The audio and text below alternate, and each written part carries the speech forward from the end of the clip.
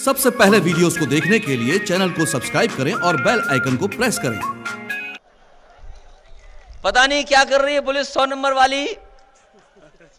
वो बुराई यहां भी आ गई क्या जो और जगह है? आ गई होगी बुराई।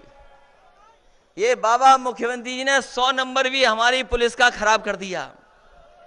अभी जब हम चले जाएं तो पुलिस के जो अधिकारी उनसे पूछेगा सबसे ज्यादा प्रमोशन किस पार्टी ने दिया, सबसे ज्यादा पुलिस को गाड़ियां किसने दी, और दुनिया की सबसे बेहतरीन व्यवस्था 100 नंबर किसने दी, ये पुलिस के लोगों से पूछना। और आसान भर्ती कर दी। अब ये आसान भर्ती इसलिए कर दी क्योंकि नौजवान नौकरी चाहता है, रोजगार चाहता है। इसलिए ये एक नहीं, तुम्हारे जैसे न जाने कितने होंगे बेचारे नौजवान। तुम तो अपना दुख चिल्ला भी रहे हो यहां पर, तुम तो अपना दुख चिल्ला भी रहे हो। तमाम नौजवानों के सपने मार दिए भारतीय जनता पार्टी के लोगों ने। नौजवान बोल भी नहीं सकता कि हमें नौकरी चाहिए। इनका भविष्य नहीं खत्म किया है, देश की आने वाली पीढ़ी का भी भविष्य किया है। और बेचारे बेरोजगार रह गए, बेरोजगार बाप बन गए, लेकिन नौकरी नहीं मिली इन लोगों को। यह हालत पैदा कर दी है। इसलिए पुलिस की भर्ती भी आसान की थी समाजवादियों ने, और कहा कि मेरिट ले आओ 10वां 12वें के नंबर और दौड़ के दिखा दो, अपने आप पुलिस में भर्ती हो जाओगे। और समाजवादियों ने कर करके दिखाया। हो सकता है मेरिट वाले एक आध खड़े हो यहां पर, नए सिपाही। कोई मेरिट वाला है क्या? हाथ ऊपर मत करिए, नीचे रखिए, नहीं तो ये तुम्हारे खिलाफ कार्रवाई कर देंगे, फिर बहाल हमें ही करना पड़ेगा। और इसलिए कहा कि इनकी टेंशन खत्म करनी थी, इनकी बेवजह टेंशन थी इन्हें। 2 परीक्षा लिखो तब भर्ती होते थे, फिजिकल टेस्ट 2 परीक्षाएं लिखनी पड़ती थी। और हमने कहा कि बताओ पुलिस में भर्ती होने के लिए केवल डंडा पकड़ने के लिए 2 परीक्षा लिखोगे? ये 2 परीक्षाएं लिखी जा रही थी डंडा पकड़ने के लिए केवल। हमने कहा कोई परीक्षा नहीं होगी, 10वें 12वें के नंबर और दौड़ के दिखा दो, अपने आप पुलिस भर्ती हो जाएगी। सबसे जल्दी और सबसे आसान पुलिस भर्ती की। इसी तरह दिल्ली में समाजवादी लोग जाएंगे, गठबंधन के लोग जाएंगे, तो वहां भी फौज की चाहे पैरामिलिट्री की इसी तरह हमें करनी पड़े, इंतजाम करेंगे। और अगर ट्रेनिंग देनी हो बेहतर तो ट्रेनिंग आप बेहतर दे दो, अच्छी वर्दी दे दो, अच्छा खाने को दे दो, ये अपने आप अच्छा काम करेंगे। ये व्यवस्था करना चाहते हैं समाजवादी लोग।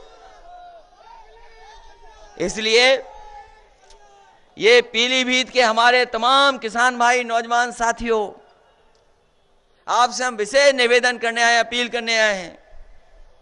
ये जो गठबंधन तैयार हुआ है, आपको सुनाई दे गई होगी वोट की आवाज।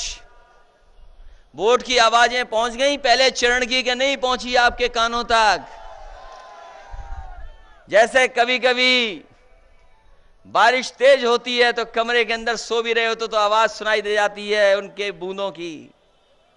पहले चरण के वोट की आवाज आपके कान तक पहुंच गई कि नहीं पहुंच गई? और किस तरीके से वोट बरसा है पहले चरण में, बताओ उसी तरह बरसाओगे वोट पीलीभीत में कि नहीं बरसाओगे आप लोग? ये गठबंधन को कह रहे हैं महामिलावट है।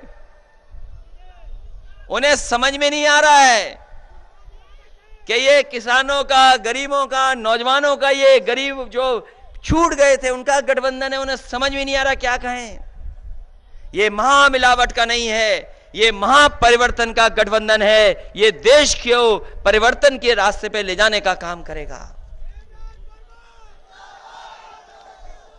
ये कहते हैं कि नया देश बनाएंगे, नया देश। आपने सुना होगा कि प्रधानमंत्री और बीजेपी के लोग कह रहे हैं कि नया देश बनाएंगे।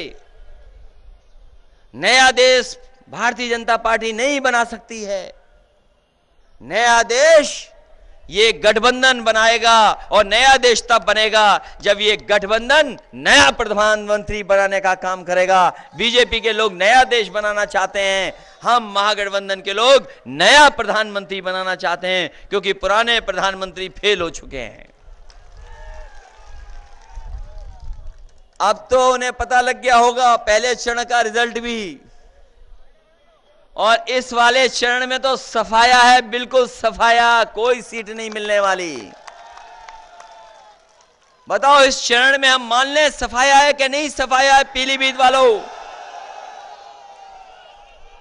कहीं ये बीजेपी के जो रिजेक्टेड सुल्तानपुर से हैं उनके चक्कर में तो नहीं पड़ जाएगा कोई?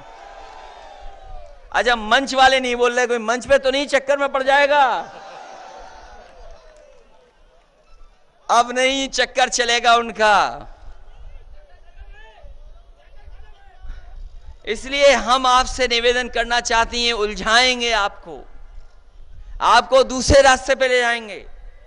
ये शिक्षा मित्र वाले जानते होंगे, अगर कोई खड़ा होगा या शिक्षा मित्र वाला, इनको समायोजित कर दिया था हमने, इनको नौकरी मिल गई थी, सरकार ने इन्हें भी धोखा दिया, इन्हें पटा लिया था पिछले चुनाव में। ये पिछले चुनाव में उन्हीं के चक्कर में फंस गए ये शिक्षा मित्र वाले लोग। लेकिन इस बार शायद लाठी ज्यादा चली है इनके ऊपर। अब तो नहीं बदलोगे, तुम्हारी पहले भी मदद की थी शिक्षा मित्र वालों, 14-14 साल नौकरी की है, कुछ लोगों ने 20 साल नौकरी की है, और उसके बाद इनके हाथ में कुछ नहीं, इन्हें छीन लिया गया सब कुछ। समाजवादियों ने दिया था। जब समाजवादी सरकार आएगी तो दोबारा आपको वही शिक्षा मित्रों को सम्मान देने का काम समाजवादी लोग करेंगे। बताओ कैसे उलझाया हुआ है। आशा कार्यकर्ता, आंगनवाड़ी, रोजगार सेवक योजना तो दिल्ली की है और प्रदेश सरकार परेशान होती है। इसलिए ये दो तरह की नीतियां नहीं चलेंगी आने वाले समय में, क्योंकि आंगनवाड़ी, आशा कार्यकर्ता, रोजगार सेवक और चौकीदार, ये चौकीदार नाम भी गड़बड़ हो गया, कुछ नया नाम ढूंढना पड़ेगा भाई आपका। बताइए, बीजेपी ने हमारे ईमानदार चौकीदारों का भी नाम गड़बड़ करवा दिया। इतनी ईमानदारी और वफादारी से रहते थे, बताओ। तो मैं कह चुका हूं कि जब चौकी छीननी है तो अच्छी वोटों से छीनना, लगे कि हां पीलीभीत के लोगों ने वोट डाल करके कोई चौकी छीनी है। ये कहने को तो सब जान गए हम लोग, इसलिए पीलीभीत के हम लोगों से विशेष निवेदन करने आए हैं। ये नौजवान प्रत्याशी हैं, ये आपके बीच में रहेंगे, काम करेंगे, मदद करेंगे और सुख दुख में भी आपके साथ खड़े दिखाई देंगे। अगर आप खुशहाली चाहते हैं, विकास चाहते हैं, अगर खुशहाली चाहते हैं, विकास चाहते हैं, ये पीलीभीत भी चौड़ी चौड़ी सड़कों से जुड़ जाए। मैं कल गया था बरेली, मैंने कहा कि आपका 7 बार के एमपी बरेली को स्मार्ट सिटी बनाना चाहते थे, स्मार्ट सिटी नहीं बना पाए, जाम से फंसा दिया शहर, और उन्होंने ऐसा स्मार्ट बनाया है कि सड़कों पर भैंसें घूम रही हैं। अब स्मार्ट सिटी उसी को मानना पड़ेगा। बरेली को जोड़ा है, बहेड़ी वाले जानते होंगे, ये विधायक जी बैठे, बहेड़ी जाने में न जाने कितना टाइम लगता था, और सीधी सड़क जोड़ दी बहेड़ी 4 लेन, बरेली से बहेड़ी 4 लेन बना दी, बरेली से बदायूं 4 लेन बना दी, बरेली का बाईपास भी बना दिया। और हमें मौका मिल जाता तो आपका बरेली से पीलीभीत और पीलीभीत से लखीमपुर भी आपको 4 लेन सड़क से जोड़ देते, जोड़ देते हैं हम लोग, क्योंकि उधर सीतापुर से लखीमपुर तक तो 4 लेन बना दी थी, आपके दुधवा तक की भी बना दी थी। मैंने अधिकारियों से कहा कि बताओ, फॉरेस्ट के बीच से अगर निकल जाएंगे और सड़क अच्छी बन जाएगी तो लोग जल्दी जा सकेंगे, आपको भी मौका मिल जाएगा सुरक्षा करने का और अपना जंगल बचाने का भी, क्योंकि हम जानते हैं जंगल में यहां पर सबसे ज्यादा अगर कोई जान जाती है किसान की, खेत काम कर रहा होगा या कोई निकल गया जंगल में, तो पता लगा टाइगर ने उसे खा लिया, टाइगर ने थपेड़ा मार दिया। सबसे ज्यादा जान अगर गरीब की कहीं जा रही है तो यही इलाका है पीलीभीत और लखीमपुर, जहां पर टाइगर आकर के जान ले लेता है। मदद करने का काम अगर किसी ने शुरू किया था उस समय भी तो समाजवादियों ने। और सुरक्षित रहे आम लोग, सुरक्षित रहे आम लोग। बताओ, ये सरकार टाइगर को नहीं रोक पा रही और 56 इंच का सीना लिए घूम रहे हैं। टाइगर को सुरक्षित नहीं कर पा रहे, जंगल को सुरक्षित। हमने तो इटावा में लाइन सफारी बना दी, जहां पर लाइन ले आए, कभी डकैत हुआ करते थे, अब वहां पर शेर हैं और शेर के साथ साथ शेर के बच्चे भी पैदा कर दिए। ये समाजवादियों ने अपनी सरकार में करके दिखा दिया। और ऐसी बाउंड्री बनाई है कि शेर बाहर नहीं जा सकता। दुनिया में आज चीजें मौजूद हैं, पैसा है। इस विभाग के पास तो हजारों करोड़ रुपया है, वन विभाग के पास। जितना चाहे संरक्षण कर लें, सुरक्षा दे दें। हमारे पीलीभीत के लोग भी जानते होंगे कि जंगल विभाग पे सबसे ज्यादा पैसा है। और जंगल विभाग के अधिकारियों से पूछना, जंगल के लिए सबसे ज्यादा काम किसी ने किया था तो समाजवादी लोगों ने और समाजवादी सरकार ने काम करके दिखाया था। जहां जंगल को बचाया और हमारे आम लोग भी सुरक्षित रहें, और अगर घटना हो जाए तो मदद करने का काम भी समाजवादी सरकार में हो रहा था। उनकी गरीबों की सब छीन लिया इन्होंने। फ्लाईओवर भी बन गया, और भी काम होते, सब रोक दिया। लैपटॉप भी बच्चों को बांट दिया था समाजवादियों ने। इन्होंने कहा कि हम भेदभाव करते हैं अपने लैपटॉप बांटने में, हम जाति और धर्म के आधार पर लैपटॉप देते हैं। इन्होंने भी अपने संकल्प पत्र में लिखा था। बताओ, किसी भी नौजवान को उन्होंने दिया हो लैपटॉप तो बता दो हमें। हम पे आरोप लगाया, समाजवादियों को बदनाम किया, और बाबा मुख्यमंत्री ने किसी को लैपटॉप नहीं दिया। और वो लैपटॉप देते कैसे? क्योंकि वो चलाना ही खुद नहीं जानते। और बताओ समाजवादी साथियों, जो समाजवादी सरकार में लैपटॉप बटे होंगे वो अभी भी चल रहे होंगे। बताओ चल रहे कि नहीं चल रहे? जिस मोहल्ले जिस गांव में पहुंचा होगा अभी भी चल रहा होगा। और जब बटन दबाते होंगे ऑन करने के लिए नौजवान जानते होंगे तो नेताजी की और हमारी तस्वीर ही देखते होगे आप। हम तो बाबा जी से कहते हैं कि भाई हमारी तस्वीर खराब लग रही थी, अपनी तस्वीर लगवा लेते, आप भी तो अच्छे दिखते हो। इसलिए कम से कम मदद तो करते लोगों की। गरीब महिलाओं को हम समाजवादी पेंशन देने लगे थे, बिना भेदभाव के आबादी के हिसाब से दे रहे थे।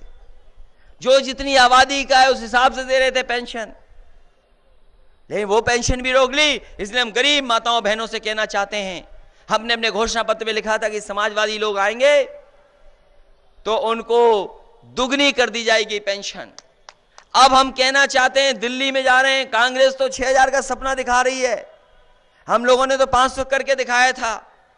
चाहे वो विकलांग हो, चाहे विधवा पेंशन हो, सबको 3000 रुपए से ज्यादा देने का काम समाजवादी लोग करेंगे। जिस तरीके से समाजवादी पेंशन देते थे, अपनी माताओं बहनों का सम्मान देने का काम करेंगे। इसलिए विकास के रास्ते पे चलिए। ये नफरत की तरफ ले जा रहे हैं।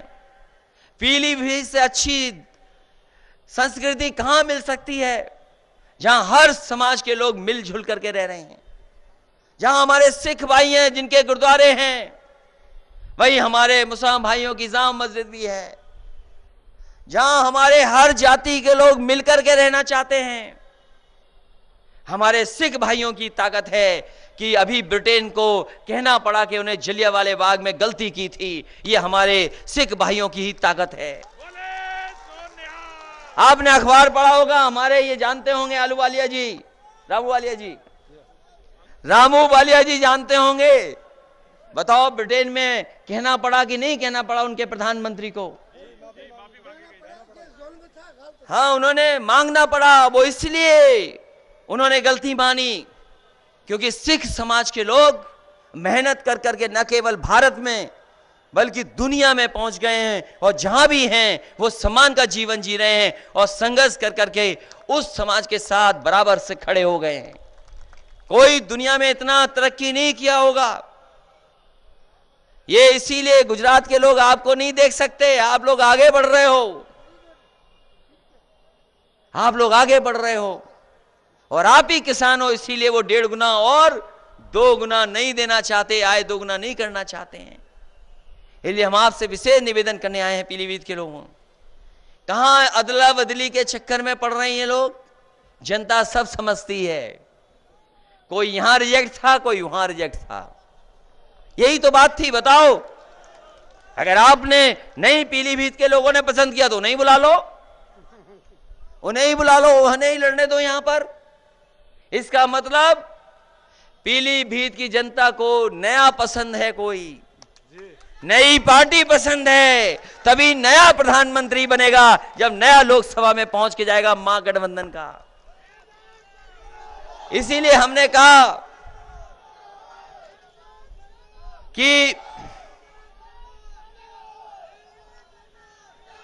इसीलिए मैंने कहा आपसे कि नया कोई जीतेगा तभी नया भारत बनेगा, तभी नया प्रधानमंत्री बनेगा। और महागठबंधन के बाद तो उनको समझ में नहीं आ रहा है। ये वही लोग हैं जो कहते थे गन्ना क्यों पैदा कर दिया आपने, गन्ना क्यों बो रहे हो आप। क्या यही बात तो कही गई थी? बताओ बताओ, जो कीमत नहीं दे पा रहे वो कह रहे कि गन्ना कैसे बो, क्यों गन्ना बो रहे हो आप। सबको शुगर हो जाएगी। और इन्हीं से सीख करके हमारे बाबा मुख्यमंत्री जी भी कह रहे थे कि ज्यादा गन्ना बोगे तो ज्यादा शुगर हो जाएगी। और फिर हमारे मुख्यमंत्री जी का सामान्य ज्ञान तो इतना अच्छा है कि कुछ लोगों ने शिकायत की कि बंदर बहुत हैं, उन्होंने कहा कि हनुमान चालीसा पढ़ दो, अपने आप बंदर चले जाएंगे। बताओ, यही कहा था कि नहीं कहा था? और ये लोग जो जातियां बता रहे थे भगवानों की, इस बार भगवान भी इनसे नाराज है, इनको सबक सिखाने जा रहा है भगवान भी इस बार इनको। कितना धोखा दोगे आप, धोखा पे धोखा दे रहे हो। इसलिए राजनीति में ये परिवर्तन के मौके बार बार नहीं मिलते हैं। कब मिलेगा परिवर्तन का मौका? यही मौका है। और इस बार चूक गए तो 5 साल बाद मौका मिलेगा आपको, 5 साल बाद। 5 साल का हिसाब किताब मांगिए इनसे कि क्या है तुम्हारा हिसाब किताब। कोई हिसाब किताब नहीं दे रहे हैं और हमें आपको उलझा रहे हैं, कभी पाकिस्तान को लेकर के, कभी कोई मामला लेकर के। जिस तरीके से अंग्रेजों ने बांटा था हमें और आपको और कई सौ वर्ष राज करते रहे, ये भारतीय जनता पार्टी के लोग भी हमें धर्म और जात में बांट करके राज करना चाहते हैं। इसीलिए ये सामाजिक न्याय का गठबंधन है, गरीबों का है, किसानों का है और ये विचारों का संगम है।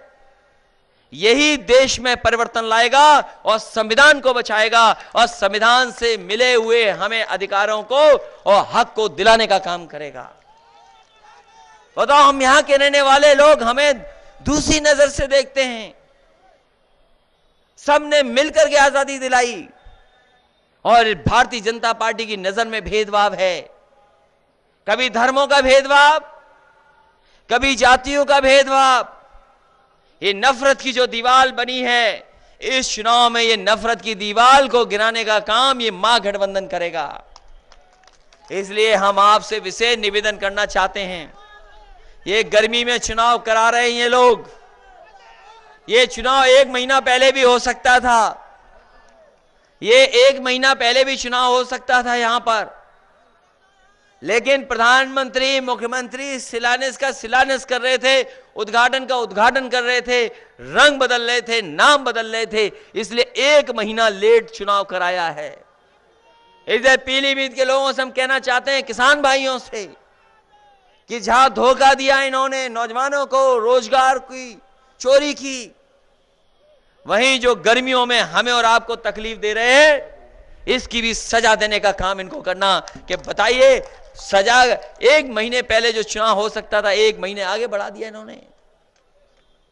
इसलिए आप सबको विशेष निवेदन करता हुआ, अपील करता हुआ, इस भरोसे के साथ कि जब मतदान होगा तो हमारे हेमराज जी ऐतिहासिक वोटों से जीत करके जाएंगे।